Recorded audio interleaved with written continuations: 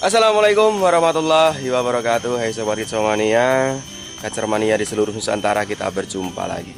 Terima kasih untuk teman-teman yang sudah setia selalu menyimak pembahasan video-video dari saya tentang seputar rawatan dan masalah yang terjadi pada seekor kacer. Saya doakan semoga teman-teman selalu sehat, sukses dan bahagia, tidak kurang suatu apapun. Amin ya robbal alamin. Oke teman-teman, di sini saya akan mencoba membahas lagi mengenai pengertian birahi dangkal dan birahi dalam, memperjelas lagi mengenai ciri-cirinya, mengenai pola rawatannya. Jadi seperti apa sih kacer yang mempunyai birahi dangkal itu, ciri-cirinya seperti apa dan pola rawatannya seperti apa.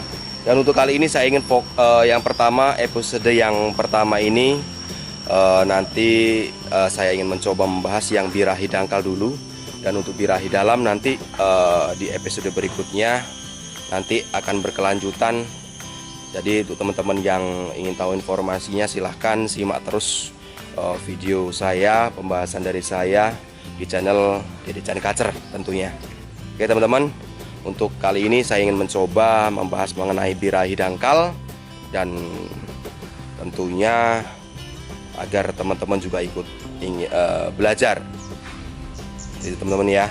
Oke, di sini saya juga ada salah satu contoh kacer saya yang mempunyai basic tipe dingin birahi dangkal itu ya. Karena birahi dangkal di sini hanya untuk tipe dingin. Jika itu birahi dalam, itu bisa tipe dingin, bisa tipe panas. Jadi untuk kali ini saya ingin mencoba membahas yang birahi dangkal yang tipe dingin. Gitu ya teman-teman ya. Oke, teman-teman yang ingin tahu informasinya, silahkan simak terus pembahasan video kali ini sampai habis.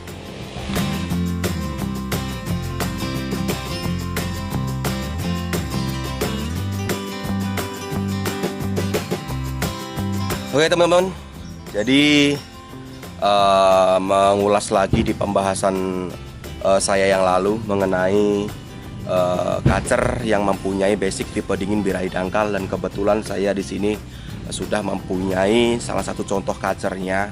Di sini saya akan sedikit bercerita mengenai pengalaman saya merawat kacer yang mempunyai basic tipe dingin birahi dangkal ini. Kebetulan saya sudah mempunyai salah satu contoh kacer yang mempunyai karakter giras, dimana basicnya tipe dingin birahi dangkal. Dan kemarin sempat saya take over. Jadi ceritanya di sini saya sedikit bercerita. Jadi ceritanya kurang lebih hampir 1 bulan yang lalu. Saya take over kacer, dimana kacernya itu giras gitu ya, giras, dan kepantau hariannya itu sering on. Dan saya tanyakan kepada pemilik sebelumnya, sebelum saya take over, saya tanyakan dulu mengenai pola rawatan yang diberikan. Ternyata kacer tersebut mempunyai riwayat dulunya kacernya itu bagongan, lalu tidak gacor gitu ya. Terus lalu oleh pemilik sebelumnya itu dibeli dan dikondisikan, dan nggak lama kacernya mabung. Dan setelah mabung, kacer ini tidak dirawat. Artinya karena pemilik sebelumnya ini, pemilik sebelum saya ya, itu karena ada kesibukan kerjaan, lalu kacer ini hanya hariannya 0 EF.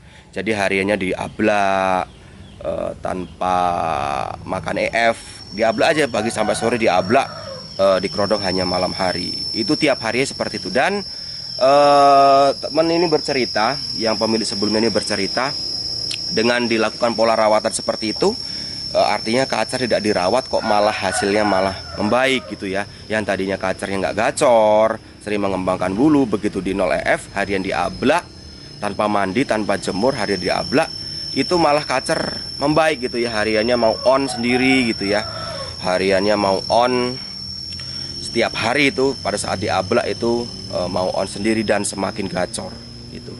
Nah, Melihat cerita kawan ini, kawan kicau kita ini yang pemilik sebelumnya dari kacar saya ini, saya tertarik untuk men-take over karena saya melihat kacar ini mempunyai bawaan materi yang enak, materinya juga, variasi lagunya juga enak gitu ya, vokal juga ya lumayan gitu menurut saya.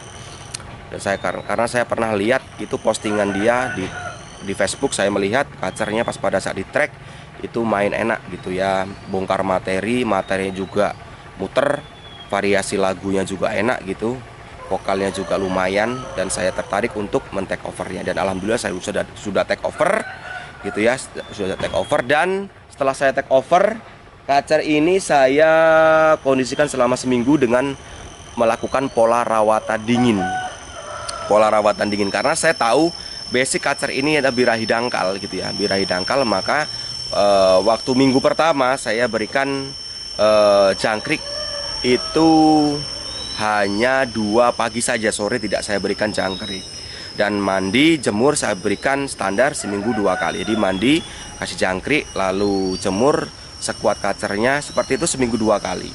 Dan harian jangkrik itu 2 pagi, sore tidak diberikan, dan harian lalu saya full prodong. Harapan saya, karena kacar ini mempunyai masalah dari awal, yaitu pas pada saat di track itu dia nampar-nampar gitu ya, tidak embagong lagi gitu ya, tidak embagong, tapi dia hanya nampar-nampar. Dan setelah saya kondisikan seperti itu, saya tes hasilnya, itu sudah saya pernah saya share. Jadi kacar pas digantangkan main lasak.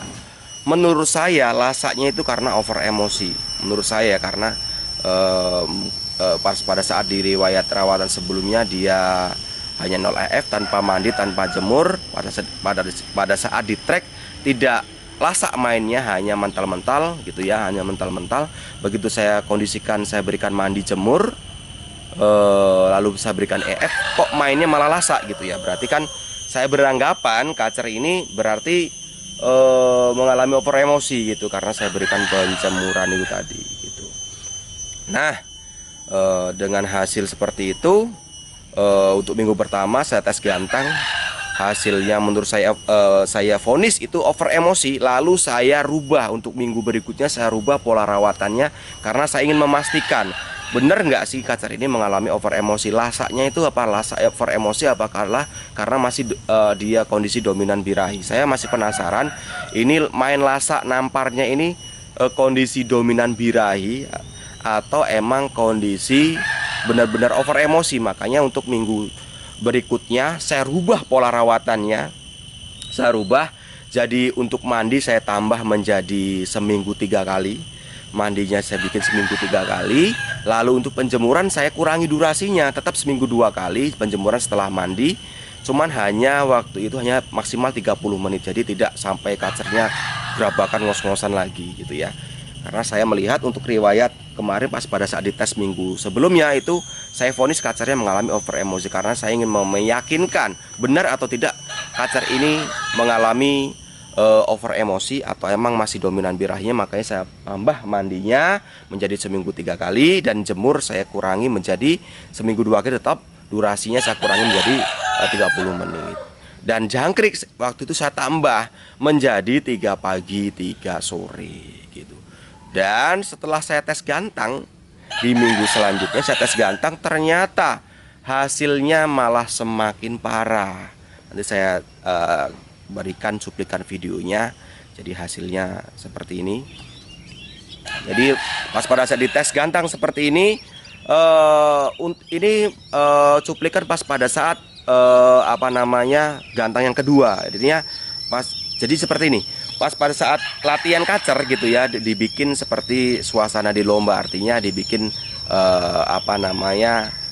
gantang pertama, terus turun, lalu disetting lagi, lalu digantangkan lagi. Jadi seperti itu. Nah, pada saat gantang yang pertama itu kacar main tidak ngotot, hanya keluar materi, terus ada kacarannya sambil nyiblek. Jadi ekornya tidak ke bawah gitu, nggak nekuk ke bawah gitu kan. Dan lama-lama tapi tetap responnya dia mental-mental ngejer gitu ya, ngejer, nabrak-nabrak gitu ya, turun ke dasar sangkar gitu. Tapi setelah itu kacernya malah bagong gitu ya. Nah, pikir saya kok malah bagong kacer ini kan. Dengan pola rawatan seperti itu, saya berikan mandi seminggu 3 kali, jemur seminggu 2 kali 30 menit, jangkrik saya berikan 3 pagi 3 sore, kok malah bagong. Eksekusi lomba waktu itu saya mandikan dulu, karena minggu sebelumnya tidak saya mandikan gitu kan. Karena saya beranggapan over emosi, sebelum berangkat saya mandikan. Dan saya mandikan, beriku sampai lokasi, saya kasih jangkrik 2 ekor. Lalu saya setelah bunyi, saya gantangkan. Mainnya sama gitu ya, main sama tapi ada nyibleknya gitu, ada nyibleknya. Lalu lasak turun-turun gitu, tetapi terkesan nggak ngotot, malah ada kacerannya. Dan lalu ada bagongnya gitu ya, ada bagong, dia bunyi lagi, bagong, bunyi lagi, dan semakin lama semakin enak, ekornya makin ke bawah dan makin bongkar materi. Nah, setelah seperti itu saya turunkan kacernya, saya vonis wah kacer ini emang birahi ini, birahinya naik gitu ya, birahinya naik. Dan saya begitu turun, lalu saya kasih jangkrik 1 ekor dan saya berikan ulat Hongkong 5 ekor, dan hasilnya seperti yang ada di video ini. Kacer tanpa ada bagong langsung nekan habis, tetapi masih ada diselingi suara kaceran. Jadi ada suara kaceran. Jadi dengan kondisi hasil tes gantang ini, saya simpulkan kacer mengalami itu dominan birahi ya. Berarti untuk perawatan yang saya berikan 2 minggu ini, kacer tidak ada perubahan, malah semakin memburuk gitu ya. Jadi saya vonis saya tentang masalah over emosi, berarti saya di PHP sama kacernya gitu kan. Jadi gini teman-teman harus hati-hati, kondisi kacer, penunjukan kacer pas pada saat digantangkan itu kondisi birahi tinggi OB dengan over emosi, karena penunjukannya itu mirip sekali gitu, mirip sekali. Kalau kita tidak kita tidak paham, tidak mengamati dengan benar, itu akan salah vonis gitu teman-teman. Tapi tetap harus dibuktikan biar kita tidak penasaran. Makanya tetap saya buktikan karena saya penasaran ini over emosi atau OB, karena mirip sekali penunjukannya sama. Yang membedakan dia ada diselingi kaceran dan diberikan rawatan, ditambah mandinya malah semakin jelek hasilnya. Jadi seperti itu. Nah, jadi saya simpulkan kacer ini. Nah, ini dia teman-teman kacernya. Ini dia kacernya. Jadi saya simpulkan kacer ini dominan birahi. Jadi murni kacer tipe dingin birahi dangkal gitu ya teman-teman. Di dua saya simpulkan, tidak saya vonis lagi, saya simpulkan kacer ini tipe dingin birahi dangkal gitu teman-teman. Jadi nah, di sini saya akan memberikan ciri-ciri teman-teman yang emang belum paham dengan ciri-ciri kacer dengan birahi dangkal. Di sini saya akan memberikan ciri-ciri yang paling mudah dipahami untuk kacer birahi dangkal, tipe dingin birahi dangkal. Nah, kacer tipe dingin birahi dangkal di sini ada 2 karakter. Ada 2 karakter, yaitu karakter giras dan karakter jinak. Dan pengalaman saya, karakter yang jinak itu paling susah untuk dikondisikan. Kalau bisa, kalau emang teman-teman menemukan ciri-cirinya seperti itu, nggak usah di take over, karena akan bikin nanti teman-teman bikin putus asa. Kalaupun ingin merawat kacer tipe dingin birahi dangkal, itu cari yang giras seperti ini. Karena kayak yang giras ini, mengapa jinak sama giras itu beda? Artinya lebih mudah yang giras, karena yang giras itu dia banyak gerak seperti ini gitu ya. Walaupun kita tidak memberikan penjemuran, cukup diablak aja gitu ya, diarikan diablak 0 EF gitu ya, nggak usah kasih jangkrik gitu, dan mandi dibikin seminggu sekali. Ini saya bikin seminggu sekali. Kemarin habis saya gantang minggu kemarin, seminggu yang lalu ini saya nolkan tanpa mandi, tanpa jemur, hanya saya full krodong gitu ya, hanya saya full krodong. Saya fungsinya karena agar EF yang dimakannya kemarin-kemarin itu tidak menumpuk di dalam tubuhnya, bisa terolah dengan baik. Dan ini saya akan mulai memberikan pola rawatan Mandi saya bikin seminggu sekali, terus nanti jemur saya gas seminggu 3-4 kali gitu ya. Dan nanti untuk jangkrik saya berikan 2 pagi saja. EF tetap menggunakan protein rendah 18%. Itu teman-teman. Oke teman-teman, nah kembali lagi ke pembahasan awal mengenai ciri-ciri yang paling mudah dipahami untuk kacer tipe dingin birahi dangkal di sini yang teman-teman bisa pahami. Karakter tipe dingin birahi dangkal atau birahi cetek gitu ya, biasa disebut birahi cetek juga atau birahi dangkal. Cirinya yang paling mudah dipahami itu pas pada saat si kacer terkena EF banyak, masalah akan muncul. Salah satu contohnya, misalkan kacer yang tadinya itu gacor, yang begitu kena EF jadi tidak gacor gitu. Ada juga karakter yang tadinya itu jika nggak kena EF banyak gitu ya, harinya badannya siset, tetapi pas pada saat kena EF banyak badannya jadi mengembang gitu, seperti burung yang sakit ya teman. Intinya ciri-ciri yang paling mudah dipahami untuk kacer birahi dangkal di sini, jika si kacer kena EF banyak, masalah akan muncul, masalah negatif akan muncul. Dan jika dengan kondisinya seperti itu, langsung saja rubah pola rawatannya. Dan pola rawatan dingin birahi dangkal di sini yang harus teman-teman lakukan yaitu jangkrik berikan minim aja gitu. Jangkrik berikan minim aja, maksimal kalau emang untuk mencari-cari ya, maksimal berikan 5 atau 6 ekor dalam sehari gitu ya. 5 sampai 6 ekor dalam sehari. Bisa bikin 2 pagi 2 sore, 3 pagi 3 sore, 1 pagi 1 sore, atau sampai 0 EF gitu ya. Dan untuk pola rawatannya dengan pola rawatan dingin. Rawatan dingin standar bisa dimulai mandi seminggu 1 sampai 2 kali, jemur seminggu 3 sampai 4 kali gitu ya. Lalu boleh diberikan pengumbaran seminggu 2 kali, maksimal 2 jam gitu ya. Dan harian diablak aja, pagi sampai sore diablak. Setelah kita berikan pola rawatan maupun tidak memberikan pola rawatan, selain mandi jemurnya, harian diablak aja jika cuaca panas. Dan jika malam jika hujan atau mendung kita kerodong 0 EF, malam juga dikerodong. Jadi seperti itu. Dan fur gunakan protein rendah itu ya, bisa protein 16% seperti gulkoin merah, atau protein kandungan yang 18% atau seperti fancy hijau gitu teman-teman. Tuh ya, ini kacernya mangap ini karena mangapnya ini bukan mangap kepanasan. Ini mangapnya itu karena mangap ini kacer sudah lama nggak kena jemur kencang. Itu ya, setelah saya kemarin memberikan pola rawatan, mandi sering, jemur jarang tadi. Itu ya teman-teman ya. Nanti untuk perkembangan kacer ini akan selalu saya share itu teman-teman. Kita cari settingan terbaik untuk kacernya itu, karena kacer ini emang udah siap untuk disetting tuh. Artinya kacer ini tidak bisa karakternya emang benar-benar tidak bisa kena mandi sering. Mandi hanya seminggu 1 kali, atau mungkin nanti bisa tanpa mandi gitu ya teman-teman ya. Oke, jadi ciri-cirinya seperti itu dan pola rawatannya seperti itu. Jadi ciri yang paling mudah dipahami yaitu kacer tipe dingin birahi dangkal itu cirinya yang paling mudah dipahami, jika kena EF dia akan masalah muncul. Masalah akan muncul dan untuk pola rawatannya rawatan dingin yang seperti yang saya jelaskan tadi.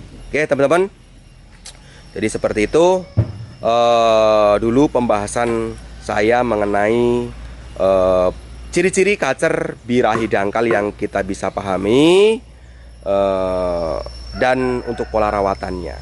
Nanti untuk episode selanjutnya saya akan membahas lebih detail mengenai pola rawatan untuk kacer birahi dangkal tipe dingin, tentunya dengan perkembangan selanjutnya kacer yang ada di depan kita ini. Oke teman-teman, sampai di sini dulu pembahasan kali ini mengenai pembahasan pola rawatan dan ciri-ciri tipe dingin birahi dangkal. Semoga bermanfaat. Sampai berjumpa lagi di pembahasan berikutnya, masih tentang seputar rawatan dan masalah yang terjadi pada seekor kacer.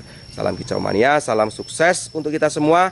Wassalamualaikum warahmatullahi wabarakatuh.